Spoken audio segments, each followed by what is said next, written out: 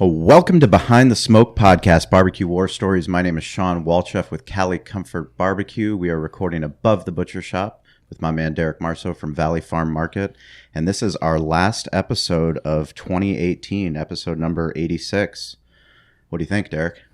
I think that when people come to do the podcast, that they should bring more gifts like this. This is fucking amazing. We got some champagne here, some rosé brut champagne. I'm pretty excited to pop this bad boy open, and no better way than our last episode of the year. So pretty cool. I appreciate you guys coming and bearing gifts.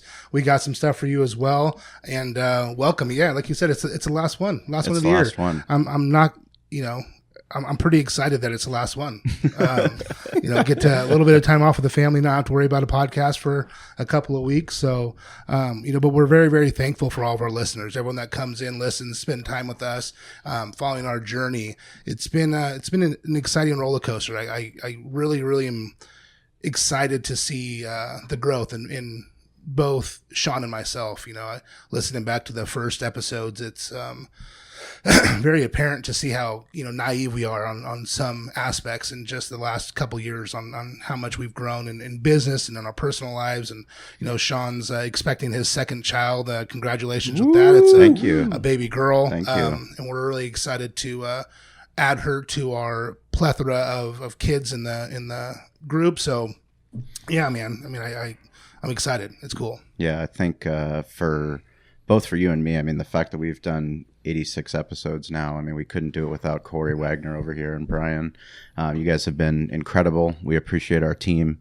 We talk about team a lot on this podcast. We talk about business. We talk about entrepreneurship, media. Really, it's just been a cool platform for us to invite people that we find inspiring and learn from them, learn from their struggles, learn from their successes, and just kind of have a good time. So hopefully everybody's been enjoying it. Today's really cool. I met both of these gentlemen through a mutual contact. James Langley, who's a badass here in San Diego. Yeah. He's doing huge things. He represents, I don't even know how many different restaurant brands that he's an investor in. Also Regents Brewing, but he's also with Empress Capital. Just a real amazing, cool dude that I met through Ernie Hahn. And Ernie Hahn, we've had on this podcast. He runs the now Pechanga Arena. It used to be Valley View Casino Arena. When did that change? Ernie closed a deal with Pechanga, I believe. I mean, they announced the deal about a month ago, so they're going through a whole rebrand. I think Valley View Casino Center was paying $300,000 a year for sponsorship, and Pechanga's up to $400,000. So yeah. Ernie inked the deal, and they're doing a rebrand. So good for Ernie, and good for James and Ernie, because that's how I met these two gentlemen. Jamie and Mark from My Yard Live. You guys are about to embark on a very ambitious project for North County, San Diego, and that's the San Marcos area. Welcome to Behind the Smoke. Thanks, guys. Really appreciate you guys having us on. And Sean, we met, and Mark and I were pitching a crazy concept at the time. And, we when we went out initially and started pitching this thing, we got some really strange looks, and we got a couple of strange looks from James. So how did I look? Confused. I was like, what the fuck? Are you guys crazy? Yeah. Well, give me a pitch. What's you sure you want to do this shit? Well, what are you guys pitching? So what we're pitching in short is that, as two fellow guys that are out there visiting breweries and visiting different restaurants, and also, as I mentioned earlier, I'm a family of 4 kids. Mm-hmm. Quite often, I find it a struggle to find places where, I can get quality beer, quality food, but at the same time, then have my kids entertained and let them run free. And so, we came up with a concept. It's called My Yard Live, of course.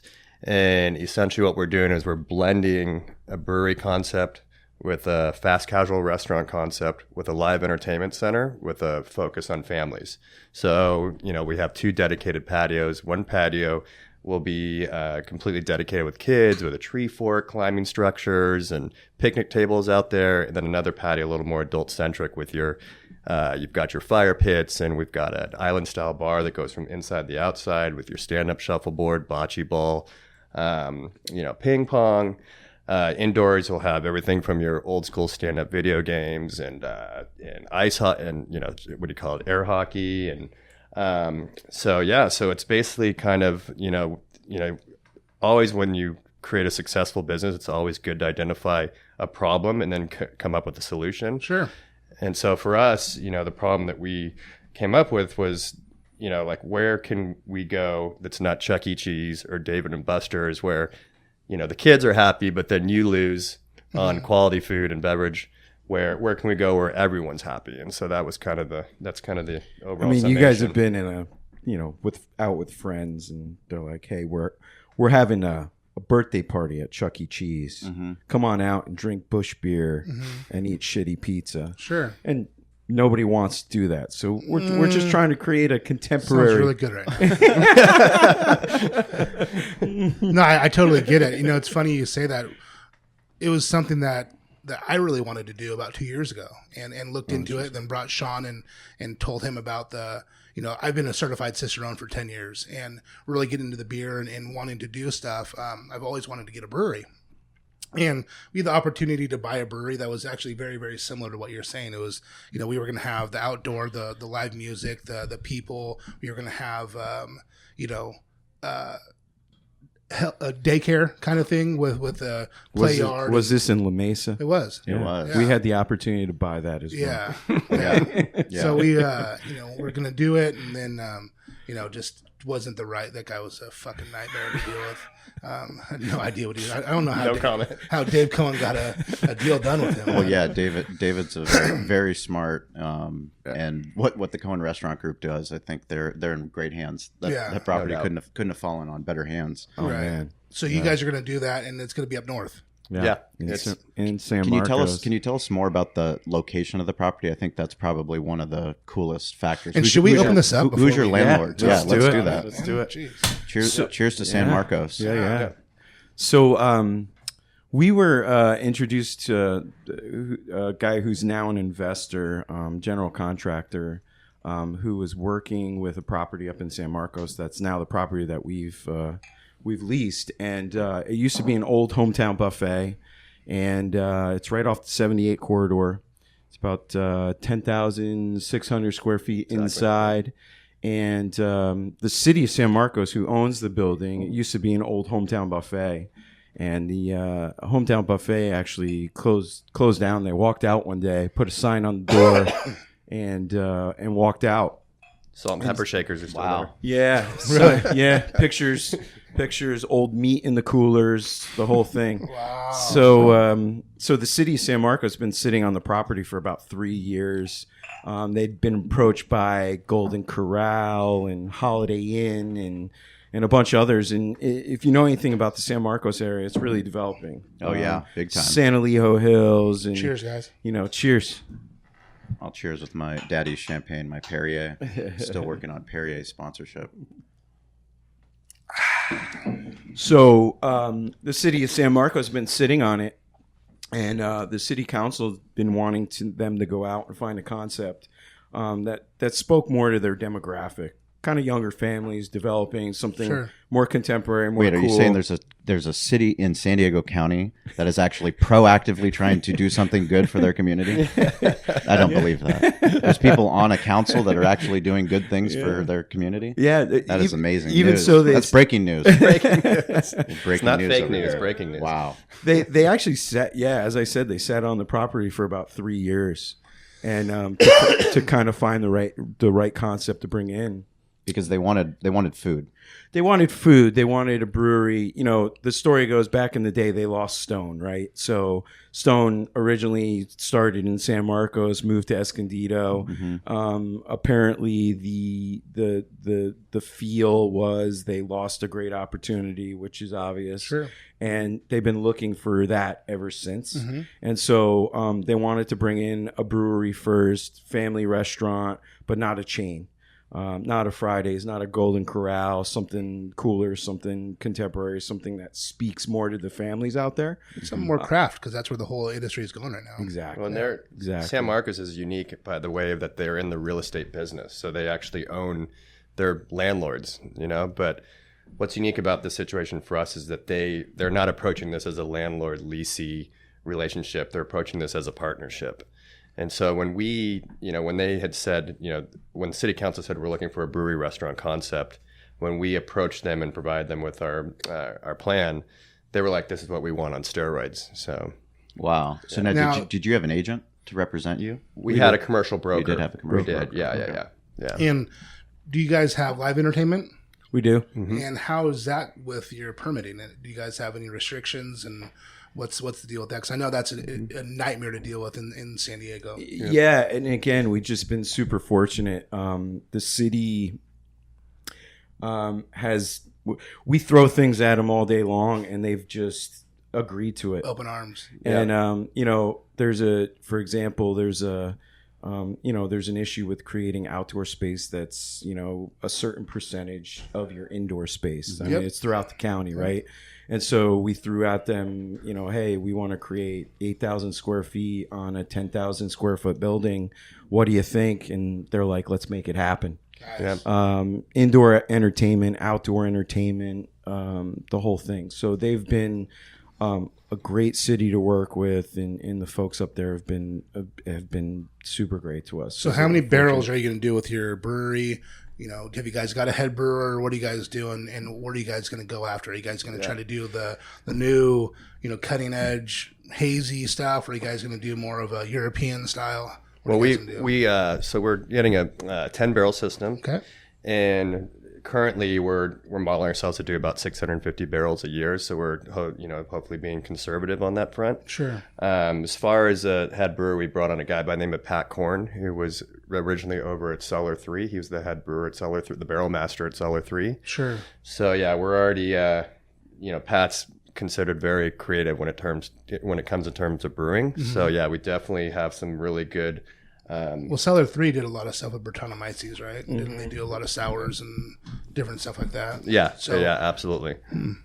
That's, Yeah, So- it's high. It's a high standard to come into San Diego market and to become the next brewery, right? Yeah, absolutely. I mean, how many breweries are in San Diego County? We're at 120, 180, isn't it? 180. Is it? Wow. I mean, maybe I'm wrong. 180 well, I think there's like 30 others that already have permits and plans to open. already over 200. That's incredible.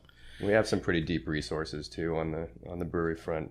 Yeah, I mean, so our big thing is creating, the experience, right? So when we were out shopping this, the question we got was, what makes you different from the other 200 breweries? Because you're out Or pitching, you're out restaurants or looking whatever. for money. Looking for money, Raising and, capital. and exactly, and pitching partners and the whole thing. And originally, we had a pretty lofty goal of about 2.725 million to open. And so, we were out there selling it, and that's the question we got. What makes you different? There's too many breweries, the market's saturated, et cetera, et cetera. And I think that what makes us slightly different is, we're starting from we're not a restaurant brewery. We're actually a community center, a live event center. We're about creating relationships and creating community and doing that whole thing. And by the way, we have great beer and we have great food. But really for us, it's about that events and experience, experiential consumerism, right? So yeah, absolutely. people want to create memorable experiences. They don't want to just buy things, right? So you're going to malls, and malls are having shows and bands and stages and parks and the whole thing. And this whole thing's transitioning. So instead of us sitting around a table with an encyclopedia of a menu and the kids are running around underneath the table and the whole thing, what do we want to do? We want to kind of create that experience. So we're doing kind of family style, out on big plates, and people are picking and sharing, and the kids are being kids and running around.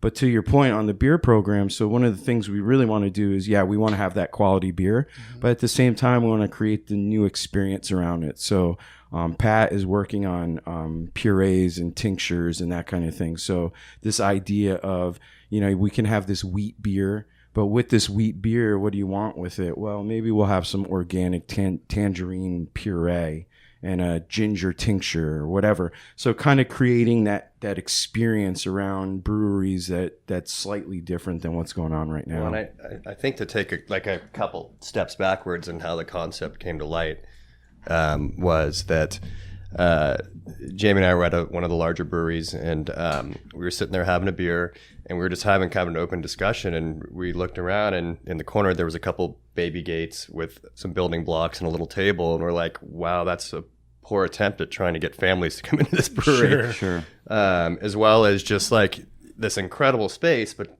you're just kind of sitting there drinking a beer, which I love to do, don't get me wrong. The other part of it too is that in our previous lives, Jamie and I owned and operated one of the largest solar powered sound and staging companies in the country. And at the time, both of you two were partners on that? Yeah. And at the time, we had a buddy that owns the Santa Fe Brewing Company up in New Mexico. Mm-hmm. And he had They do a great job. Yeah, they do a great job. And he had moved his brewery, expanded and moved to a location where he inherited a 1,500 cap outdoor music venue. And he gave us a call and said, Mark, we've got this, huge space, but I don't know how to use it. So we went out there and we actually updated the sound system and then designed a talent buying program for them, advanced program. And we kind of ran that for a year. So we were booking like Ziggy Marley and Atmosphere, all these big bands. Mm-hmm. And in that time too, that was kind of the other piece is like, wow, he's got this brewery here. He's got this live music venue. And so taking those two ideas about looking and seeing, that this place wasn't really, catering to kids, and then also looking at this venue, it was kind of a hybrid of those two ideas that got us to where we're at today. That's pretty cool, because when I was looking at doing a similar concept, it was one of the things that scared me the most was entertainment, because I'm so out of my element on that shit. I don't fucking know anything when it comes. I mean, I can dance, but I can only entertain. You look like you can dance, right? I can only entertain people for so long.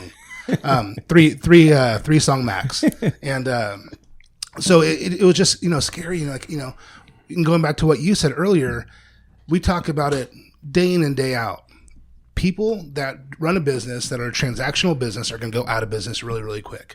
If you are not creating an experience, you are going to fail. People want that. People talk shit about millennials all the time. Millennials don't want this. They don't. Well, they do, but they want to be a part of something. They want to be a part of a movement. They want to be a part of, feeling like people know them. And so if you can create that for them and give them something to be proud of and give them something like, oh, we're doing this, and that's what they want. So, you guys, I think, got it going because of that whole entertainment experience thing. You got a good brewer, sounds like, that knows what he's doing, and then the food, it's going to pair with it. That's going to be a pretty cool recipe for you guys. Can you tell us about the partner that you have on the food side? Mm-hmm. Yeah, so we were fortunate enough to meet two guys actually. First was a guy by the name of Freddie Bench, who was introduced to us by a contact. He owns a brewery out in Atlanta called Sweetwater Brewery. And he's also partners in a variety of other things, Telluride Brewery and a bunch of others. And Freddie came out. And originally what we were doing is pitching Freddie on the idea of, hey, let's bring Sweetwater. Because they distribute to, 40 states? 20 states, 7 countries. Yeah. Yep. And but their furthest west area is Colorado. Mm-hmm. So we were pitching them, hey, let's give you a flag in San Diego, in California. And he came out and he kind of looked at it. We toured a couple of areas, including the La Mesa spot and up in San Marcos. And he followed up with us a couple of days later and said, I love the concept, want to be involved, but I think this brand can kind of stand on its own. The family, the experience, the live events, just the whole culture that's going on with it. And he said, and by the way, I have a guy that I want to get this in front of. He does some big shit, so he's probably not going to pay attention, but I'd love to get it in front of him. And so he introduced us to a guy by the name of George McCarrow, and George founded Longhorn Steakhouse years and years ago, family business, ended up going public and selling it. And then now he's partners with Ted Turner in Ted's Montana Grill, and they have 40 of those in whatever number of states. And so George flew out and we kind of did the same rigmarole and the whole deal, and talked to him about it, and you know, his comment to us, which kind of resonated with us, and we were still, you know, pretty far off on our fundraising at the time. But the number was low, or you were just, or how much you had raised? How much we had raised at the time, and you know, so again, take a step back as we're kind of getting into this whole thing, you know, and we're adding up the numbers, you know, and we're seeing that 2.725 million. You know, we're like, man, are we going to make this shit happen? Like, as Mark said, we've owned a couple of businesses, and we're in the production world, and worked with some great clients, and ESPN and Disney and the whole thing. And we ended up selling that production company and rolling all of our money into this thing. And we're looking at that 2.725 million. And we're like, man, you know, this is a lot to raise. Like, are we going to be able to make this happen? And so as George flew out, and knowing, you know, he was partners with Ted Turner and owned Longhorn Steakhouse, and, you know, just he's pretty iconic in the hospitality industry. And I did some research on him, and it is very impressive. Yeah. He is very impressive. We'd love to have him on Behind the Smoke. And he's about as down to earth as whenever he comes into San Diego, we'd love to have him on. Salt of the earth. Next time, And, absolutely. And anyway, salt of the earth guy, and he came out, and for him to give us fly out and give us the time of day, and B, as we pitched him the idea. He's, you know, his comment to us was, you know, this is where this industry's going. Nobody wants to sit around a table with a menu. Everybody gets their own dish. They eat. Everybody's frustrated when they leave, and the whole deal. This experience-based, letting kids be kids, creating community events, the whole thing. This is where the industry's going, and I want to be a part of it. And Mark and I looked at each other and we're like, holy fuck! Like, this guy's this guy's partners with Ted Turner and all these concepts, and he wants to. Yeah, the joke is his only partners are Jamie and I and Freddie and Ted Turner. Yeah, Ted Turner and his 46 restaurants. Yeah, exactly. I just want to meet Jane That's Fonda. his little side hustle. Yeah, exactly. So media empire. So we turned around and we're like, you know, this thing's for real. Like, we knew it was a real concept. Like, Freddie got involved, and we're like, holy shit, Freddie's doing some big stuff, and he's involved. But really, when George gave us that kind of pitch, we knew it was real. Well, we were going down the path of not even taking on the food piece. We were thinking more of like a North Park Brewing, where you're brewing, and then you've got Mastiff Sausage Company in there, and that was our first direction. And so we weren't, you know, because, you know, as we all know, getting into the restaurant business, it's a tough business.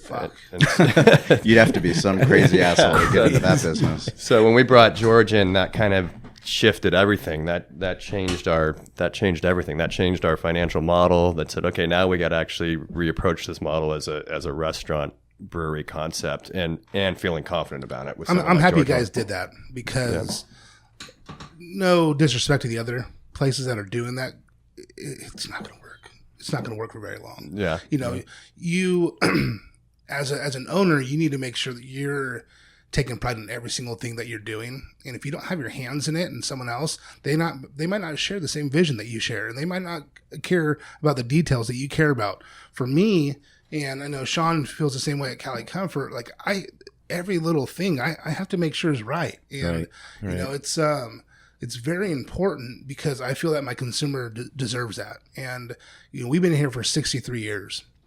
And the reason I feel like we've been here for that long is because we care. And if you want someone, you know, there's going to be some people that might not share your visions and do different things. There's going to be a little bit of animosity, and this person's not, you know, we got to get you out or get someone new. And if you have that change over, it doesn't make your customer feel that happy. So you guys just I mean, it sucks and it's hard, and it would be like the same thing if I were to do this. I would be out of my comfort zone doing the entertainment. We can help guys you. but you guys are out of your comfort zone doing the food. Yeah. But I'm happy you guys are, and you guys got somebody in here that can help you, because it's just gonna solidify you guys even more. Yeah. You know, it's just going to make it that much more like of the experience. Oh, this is, you know, and it's you guys all together, you know, doing it. So good for you.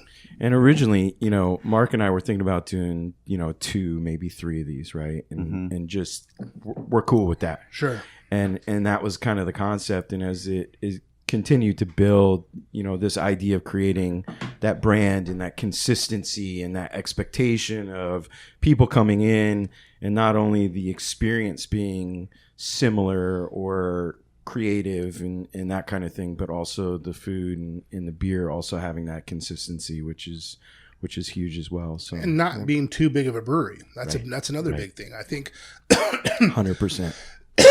people don't understand that people that are middle of the road for breweries are fucking done. They're going to lose their ass. You have to be small and be nano and sell everything yourself, because that's where your margins are, right? You don't give a fuck about distribution. That doesn't make you any money unless you're big enough to where it cares, where it matters, right? So be small, sell your kegs to yourself, put them on tap, and make sure it's good shit that people want to drink. And they can only, we can only get it there. We got to go there. Okay, then we're going to go there. Then we're going to have an experience. And guess what? We're coming back next weekend. We're bringing friends and like, for like Pliny the Elder, it's one of the best IPAs out there, right? Yeah, love it. Vinny can make as much as he wants to, but he chooses not to because it's a supply and demand thing. Like if you can only get so much and you can only get one bottle per person, it just creates that demand. And it's not even out front. Right. And yeah, exactly. And it's going to be the same thing with you guys. If you guys aren't in every single store where they can get it everywhere, right, and you're making fucking tiny margins and having to pasteurize all your beer, making it shelf stable and all that bullshit that actually fucking sucks for beer, you guys can really, really focus on just making good beer, selling it to your consumer, direct to consumer, and your margins are better. That's it. I like the concept. I'll be there. Nice. And hopefully Sean with his new baby on the my new baby. Yeah. Well, actually, it's a great point you bring up. As we've talked about it earlier on the podcast. I didn't realize. We always said we were a family-friendly restaurant. We opened in 2008, and we had kids menu, we have high chairs, we have booster seats, but you don't realize what family-friendly means until your wife has to go and breastfeed in the restroom, right? And there isn't a place to change, your child's diaper. And Derek has had kids before me, and he told me, hey, maybe you guys can get a different changing station, and that was something that we did do. Yeah. But that that requires. That was just for myself, though. I didn't change no, myself. But after I was dancing, right? It requires to reinforce it. It requires a deeper understanding of what it's like to be a family and to what it's like. It's already hard enough to go out as a family, but like those are where you create experiences. That's where you go out and we're me and my wife and my son and my daughter. I can't even believe I'm saying that, but my daughter we'll be going out, and we love hospitality, and we love going to different venues, whether it's entertainment, whether it's sports, whether it's hospitality, food, drink, but it has to be comfortable. It's got to be comfortable. It's like, I've been to a restaurant where they won't let us bring the stroller into the restaurant. Yeah. Or they were upset that we had a baby car seat. I was like, what's your problem? I don't understand why you're acting like this, because we're never going to come back. Well, I can. Right. I get there's an avenue for both places, and it's square footage. Oh, yeah, absolutely. If you know why they don't want it there, because it takes up too much room. But if you're going to do an event that you're catering to families, that's where the you opportunity is. Yeah, that's where the opportunity is. And that's what I have 3 kids. I have 3 boys. And we 100% choose where we're going to go out, which is very fucking rare. We don't go out very often, but if we do, it's always about where can the kids run around? Where can we do stuff? And it's not about, when we were thinking about doing this concept, I'm kind of thinking fuck, man, we're like, okay, you can pawn your kids off to go have fun while I'm getting drunk. But that's not really it. It's just a comfortable environment. It's not about me being able to go to the bar and sit there while they're getting taken care of. It's just them having fun, wanting to go out, wanting to see new kids and mingle. And I can have a beer and watch them. And it's just a comfortable environment. Right. Brody's Burgers and Beer in Humul is where we go, because they have a room where it's got 3 arcade games, 4 arcade games where our kids can run around. Everyone kind of knows them, and it's just a comfortable thing. When we go anywhere else, like Sean's saying, where they're kind of like, oh, you're going to bring your car seat or you're going to do this. It's like, well, guess what? Last time here. It's just going to be the last time, because we're just not comfortable. Yeah. It's not comfortable. And when we were doing events and in production, we kind of saw that shift, I don't know, 5, 6, 7 years Definitely ago. happening. And it was like, you know, I feel like we're all relatively the same age. I feel like when we grew up, there was that concept of doing things as family, but there was also that kind of separate piece, right? Mom and dad wanted to go out and do their own thing, the kids did their own thing, whatever. And we saw this transition. We were doing a lot of food, wine, beer events, music festivals, that type of thing. And families were wanting to integrate. Like, I don't want to just come. Can my kids come? Can my kids be involved? And as you know, in San Diego County, especially, because of, you know, ABC and that whole deal, all of those events are 21 plus. Sure. Yep. You know, rightfully so to some, and some it's unfortunate. So we were seeing that the families wanted to integrate, and we were kind of going out and doing these festivals. And we're like, how do we create a space where you can do events and festivals all contained, all ages, everybody can kind of enjoy it. So, you know, our idea is, you know, we'll do yoga and mommy and me classes in the morning and transition into a lunch crowd. I'll watch and have a beer. We're gonna stand. Stadium seating by the yoga. Nice. I like that. Decorators. Yeah. I'm always a fan of stadium seating. Mark used to actually own a yoga studio as well. Oh, really? Good for you. Sometimes Downward dog. serial entrepreneur. There you go. Yeah. Well, you know, and then a greatest example of this is for 7 years we did the production for an event called the Tour de Fat. That's New Belgium Brewing's tour they do. Yeah. And it screamed kids because it was Have all you been about there? yeah. It's fucking amazing. Yeah. It screamed kids, you know, like circus acts and all that. Yeah. But guess what? Guess where the kids and the parents were? They were on the outside of the fence. Yeah, And all the circus stuff was going on inside where they could serve beer. So it's like this is all backwards. You know? Right. So, I love the concept. I love what you guys are doing. Now let's get down to the real shit. How hard has it been getting it going? Getting it? Are you guys on target for the date? What are the hiccups you guys have found? What are we talking about? So give us the war stories. Well, there's going to be a lot of wood knocking because we've got, raising capital is always a nightmare. Yeah. Right? So the good news is on that front, we've been 100% successful on that. Good for you. So that was really kind of in my mind, what was keeping me up at night. And is there any buffer in that raise? Yeah. Well, part of the buffer too is that the city gave us TI. Oh, great. So we can add that on top of what we were raising. You know, for us, I think what was really the last thing that was going to let me really sleep like a baby was going through the whole construction bidding process. And part of what we did was we brought a contractor on board early on for pre-construction, and we went through several construction budget exercises before we even went to bid, so that when we were going to bid, at least we had some kind of idea of where we needed to land. And right now, as we speak, we finally got all three of our bid. We bidded out the three contractors. We got our bids in, and right now it's looking like we're looking right on target budget wise. So I think as far as like He's like, oh, good for you, dickhead. Now double that. Yeah. Now double that. yeah. So no, we definitely are at this point. Have you retained an architect? Yeah. Well, we're using Dustin Hawk, Okay. who is the brewery guy in San Diego County, and he's been amazing. Like the one thing that all the contractors have told us that his drawings are spot on. So I feel like how this has been a little different is when we were first pitching it and pitching the concept. And How far along when I met you guys? How far were you at when you met James? we hadn't even gotten a lease. We'd done half. It was the very preliminary, I believe. Yeah, we were. We. I don't even know if we'd found San Marcos at the time. Yes, you had. We You had. Yeah. Because we talked about La Mesa a little Yep, bit and correct. that whole deal. So yeah, we were pretty far off, and I don't think we had raised much money at the time. But as we were out pitching it, it was like restaurants are based square footage and capacity. So as we were looking for a space large enough to do what we wanted to do, everybody's like, "You're fucking crazy," because you need a space that's triple the size of what you would need for a traditional restaurant. How are you going to support that? What You're are not you going to gonna get do? the outdoor.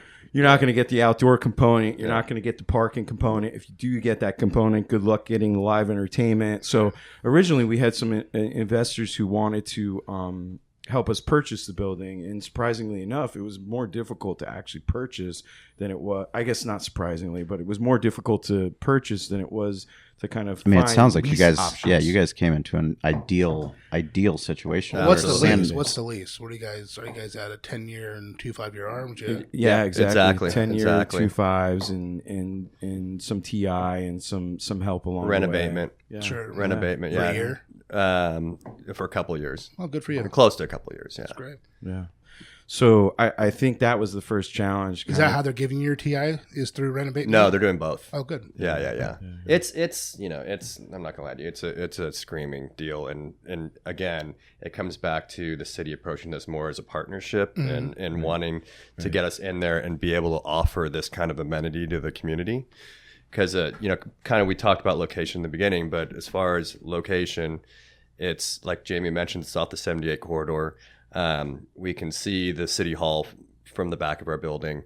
And then you've got access to San Elijo Hills, Bressie Ranch. So you've got all these single family Cal developments State, just San blowing Marcos, up everywhere. Palomar Yeah, College. bookended by Cal State San Marcos, and I like to say that we're literally in a Roby throw from Cal State San Marcos. Okay. Yeah, so we've got everything from the college demographic to young families. It's just completely like when they say location. This is it. And when can I go there? We're probably looking middle of June, I would say. Yeah, we're looking. So Permits are through? Or you guys- permits January 3rd. Yep, January 3rd, And and that's for corrections, or they've already sent you corrections in your... they've already sent us corrections, Okay. and that's why we can say that Dustin's plans were Good. good. Yeah, That's good. So they sent you the corrections. You should have your final on January 3rd, and you're looking for about a 6-month build out. that's a 17-week. Okay. Yeah. So we actually have exciting news because part of the reason why we got you guys on was you have an announcement. So anyone that's listening to this podcast, you guys are hiring, correct? Yes. We are. So yeah, as we mentioned, we already brought on our brewer Pat, and we're hiring a culinary manager. Actively looking for a culinary. Yeah, it's manager. to kind of, George and a chef that George works with down in Atlanta helped us kind of build out a tentative menu, a vision of what we'd like to do. Smoke. And what is meat. that? As I mentioned earlier, we're talking about like really family style, a family style vibe. So we're of course going to be doing smoked meats, shellfish, fish, chicken tenders by the pound, sides that you can kind of add on, and everybody's in the middle of the table kind of picking and creating their plates and kind of doing that. We're trying to create something that's slightly different than what we feel a lot of breweries are doing. The traditional burgers, the goat cheese salads with add your protein and that kind of thing. And create really an experience surrounding it. So, everything from, whole fish in the foil and kind of open it up and pick off of it. And as I said, smoked meats by the pound and sides. sausages. And You guys are Beer planning can on having a chicken. smoker on site? we do. Southern Pride. We have There a you go. Southern Pride recommended by George. Nice. That we'll be adding to the whole thing. And part of the cool thing about this building is there was a huge kitchen back there. So Dustin kind of worked really hard. Our architect worked really hard to design the kitchen, the new kitchen surrounding the hoods and the utilities and everything that was existing back in that kitchen. Saves a lot of money. A lot of money, a lot of time in theory. So Permits. permits, the whole deal. Good So old health department. yeah, They, for the record, they stamped our plans. So. There you go. Good for you. Well, so Good and for you. and more on, yeah, exactly. We'll run that. We'll ask you about that in June. Yeah, exactly. when they come out Yeah, and actually when see they it. come out, and they actually need the final. But You're more on like the that. food. How about that health department? Yeah, we're for on the food piece, and I wish George was here because he can really make it sound sexy. No, you know? for sure. Yeah. But for us, it's kind of like I've been using this expression, kind of like choose your own adventure. So it's not like, hey, I'm going to order a plate, and there's my side, there's what I ordered, and they hand that to you. Right. It's more of like Jimmy mentioned, meat, smoked meats by the pound, smoked sausage by the pound, crab by the pound. Kind of a la carte and throw it on beer the can fucking chicken, plate and then 10 different types of vegetables to pick from, and then we'll do really, a few good salads, a few good soups, your bison burger and that kind of deal. So it's, and then one of the other things George really wants to do is kind of bring the whole old school dessert back, where you order your banana split and it comes out with like 6 long spoons, and Nice. the whole family's digging into Sure. it. There you go. Yeah. So, Breakfast? we're talking brunch. Brunch. Yeah, but Yeah. baby steps, like, Breakfast is a bitch.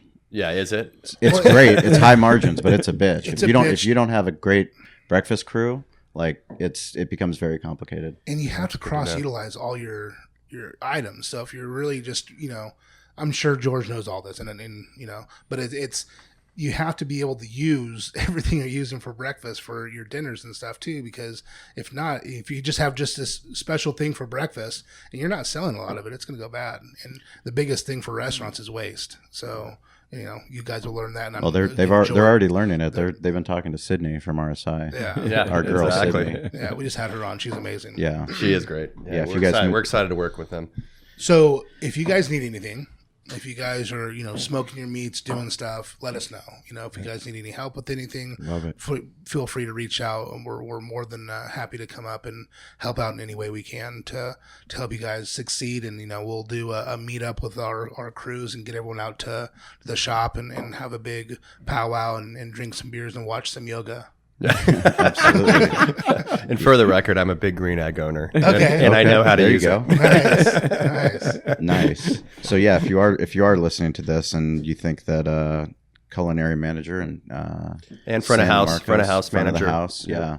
That's a cool thing, is that there's a lot of cool opportunities that are happening here in San Diego County, and no matter where you are in the world, San Diego, we've got a lot of housing that's being built. So good place to start out, right? San Marcos, yeah. So Where do you put- guys live? Helping. So I'm out in Kensington. Okay. Which is off a of lot of traffic in between Kensington and San Marcos, right? Yeah, we're actually looking to relocate up a little further north to get closer to the concept. For I've sure. been in Obishan for 18 years now. But if we open more than one of these, then we're going to need a central office, and it's so. Sure. That's what he keeps telling him. So I like driving. he's got a Prius. He's got a Prius. Yeah, I'm ready. Dude, we're opening a store in La Jolla, and that's my. Congrats on that, I by do the way. not. Awesome. Thank you. I do not have anxiety about conceptually what we'll do and all that. My anxiety is for the fucking traffic. I just can't. I'm realizing more and more the older I get, I like to be in control, and when I can't, there's variables that I can't control. Yeah. I'm like, fuck, dude.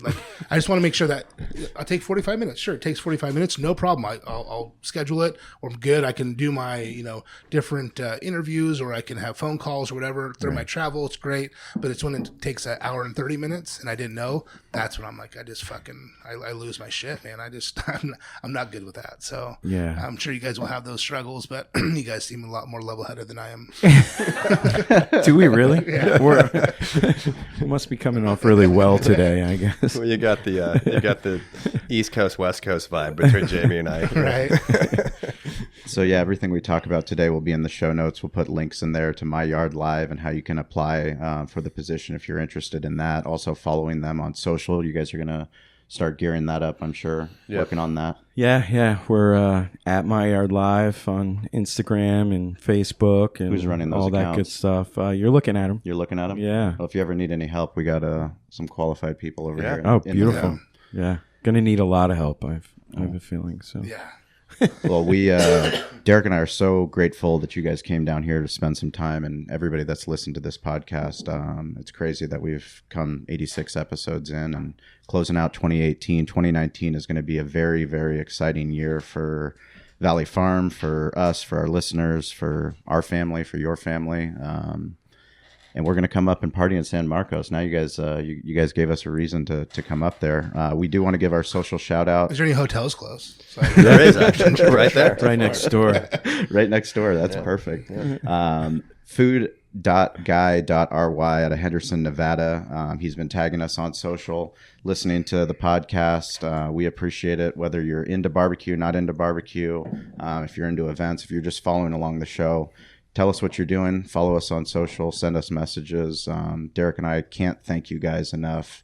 It's really an honor to have anybody listen to what we're talking about. But hopefully you've learned, as we have. I know I've learned a lot this year just by having some incredible people come on. So yeah, and guys, just thanks for giving folks the platform. I mean, it's amazing. I've listened to a few different of the podcasts, and what you guys are doing is great, and we really appreciate you giving us the time to talk about some crazy dreams. Yeah, so. No, it's one of those things you just, by sharing ideas, people can think, no matter where they are in the world, that they can do it themselves. And, listening to your story that you guys are out there raising capital. I mean, when I met you guys, I was like, these guys are fucking nuts, but they're the kind of nuts that I like.